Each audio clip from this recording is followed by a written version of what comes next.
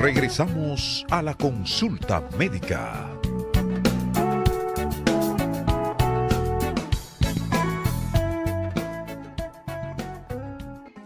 Bueno, y continuamos en esta consulta médica. Yo soy Patricio Peralta. Desde el pasado miércoles, el país se ha abocado a la primera reapertura económica, la primera fase de la reapertura económica que ha dispuesto la Comisión de Alto Nivel para la Prevención y Control del Coronavirus, en donde las empresas iniciaron operaciones, unas, otras todavía les tocará en otras fases, ¿verdad? Ya es un tema que cada uno de los sectores se va a ir acomodando de acuerdo a cómo lo mande la situación, ¿verdad? Esto de manera gradual, como se ha indicado. Y precisamente en la entrevista de esta semana, en el día de hoy, vamos a conversar con el doctor Eladio Pérez Antonio, ¿verdad? Eladio Pérez Antonio. Él es coordinador del Observatorio de Seguridad Social del INTEC, a quien damos la bienvenida. Qué bueno que está con nosotros. Bienvenido, doctor. Hola, buenos días. ¿Qué tal? Muchas gracias por estar en su programa. Qué bien, qué bueno. Doctor, quisiéramos conversar precisamente ante esta reapertura, ¿verdad? Y esta primera fase.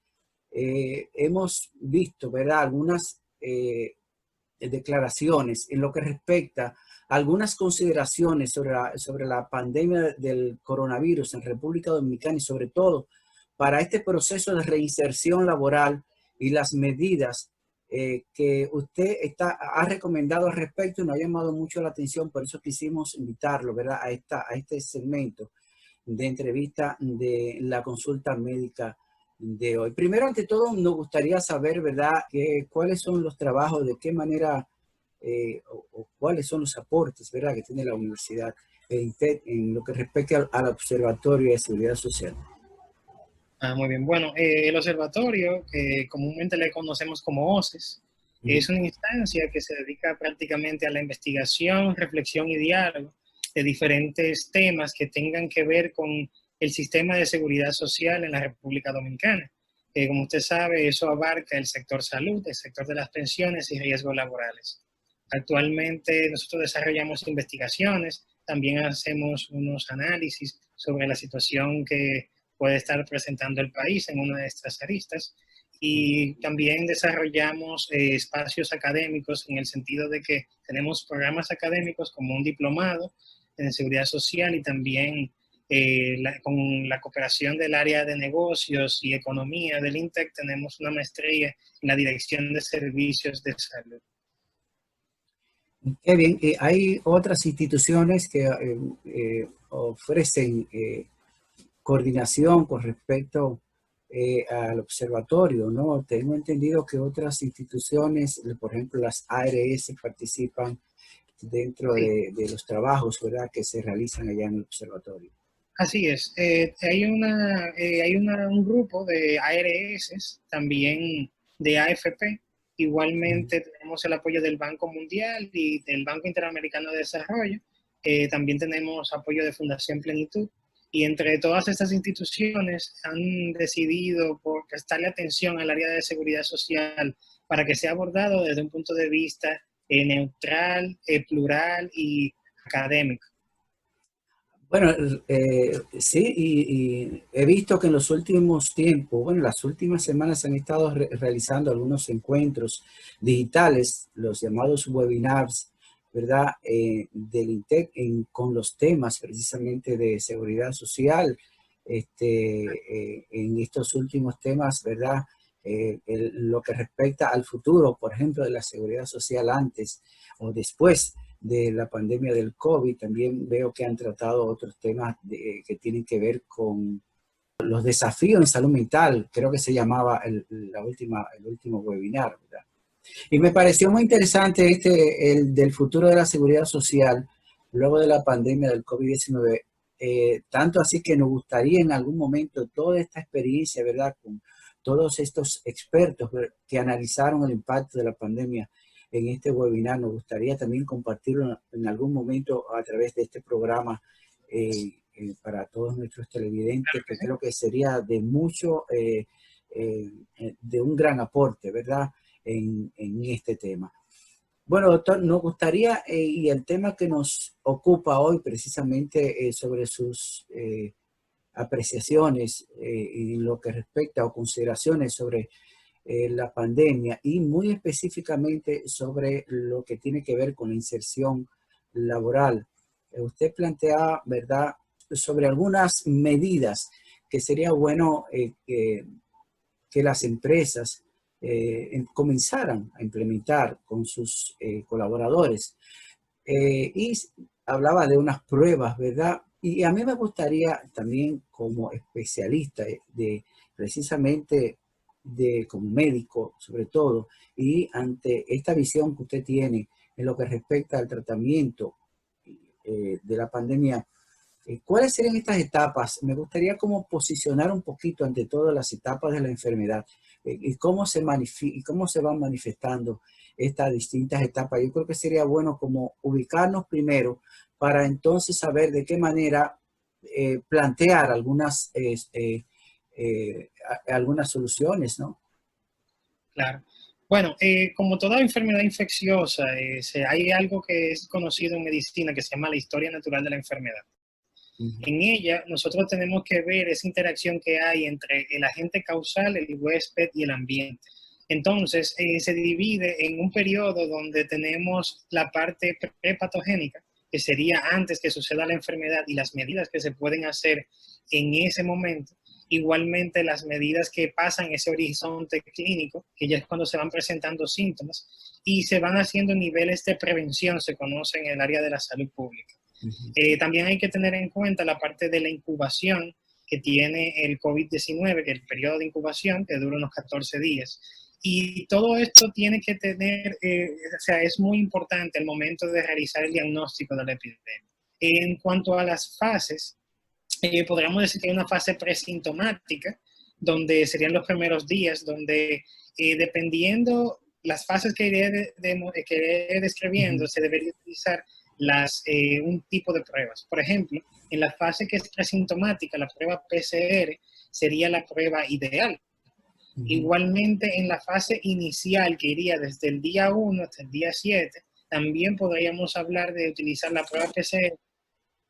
A partir de una segunda fase, que hablaríamos a partir del día 8 de la enfermedad, ahí veríamos la prueba de IgM, que estaría positiva. Yo Igualmente, quisiera, ya cuando pasa de los 15 días, podría estar en este caso positivo. doctor, antes de todo, porque realmente este, siempre nosotros pensamos que estamos hablando para un público también muy general y de eso se trata esta consulta médica, de hacer lo más llano posible en todas estas explicaciones, de manera también que el público pueda entender perfectamente y es lo que nos interesa en este momento, dejar bien claro. Yo creo que podría ser interesante definir primero cuáles son esas pruebas, ¿verdad?, para diagnosticar el coronavirus.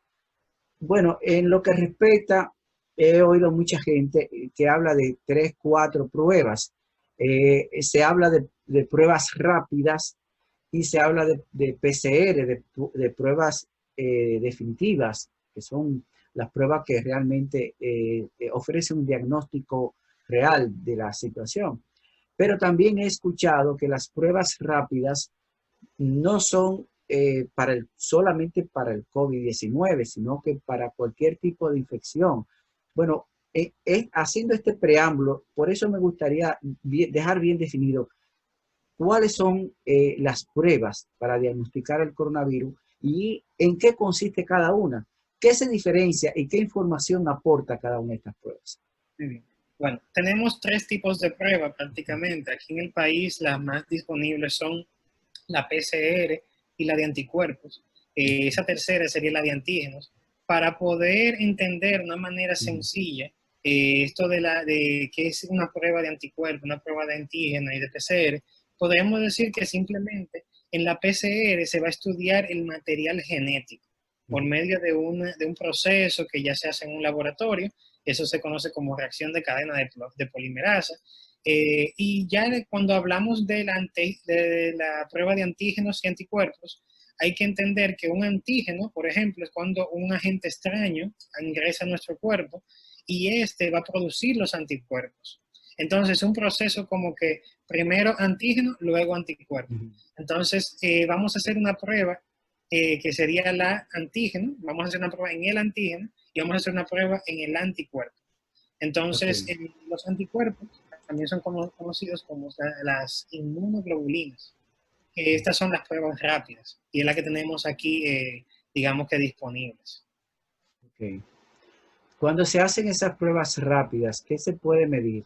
Y que la persona y en qué etapa de la enfermedad puede dar un diagnóstico, qué tipo de diagnóstico da. Y en dado caso de que la persona haya tenido o haya pasado por la enfermedad del COVID, ¿cuál es la condición que presenta esta prueba? Sí, bueno, las pruebas que son de anticuerpos o de inmunoglobulinas tienen una utilidad a partir del 7º día de presentar síntomas o de tener la enfermedad. Entonces, esta prueba rápida va a detectar dos tipos de inmunoglobulinas, que se llama la M y la G. Entonces, ¿qué sucede? Si tenemos una inmunoglobulina M, quiere decir que tenemos una enfermedad activa, o sea, es diagnóstica de la enfermedad actual. Sin embargo, si tenemos una IgG, ya estamos hablando de que hay una memoria en la persona. Un anticuerpo, lo que le llaman anticuerpos, ¿verdad? Exactamente, que sería la inmunoglobulina G, que esta sería ya una memoria y esa persona prácticamente pasó la enfermedad. Ya si quisiéramos hacer un diagnóstico en las etapas tempranas, desde 0 hasta los 7 días, pues la ideal a realizar sería la PCR. También hay que destacar de que el 80% de las personas que le dé la enfermedad del COVID-19 van a ser síntomas leves y muchos de ellos ni siquiera van a llegar al sistema de salud. Como también, como yo plasmo en el documento que he escrito, hay una gran cantidad de asintomáticos, personas que no presentan ni siquiera un síntoma mínimo. Por tanto, habrá muchas personas que al hacerse esta prueba rápida, serológica o de anticuerpos, que es la misma, van a dar una IgG positiva y esa persona estaría en la capacidad completa de ejercer sus labores cotidianas. Entonces, si hay una duda con respecto a la inmunidad que puede tener una persona luego de tener esta enfermedad, y es que sí existe una inmunidad, lo que no sabemos es cuánto puede durar. Entonces, ¿cuánto puede durar y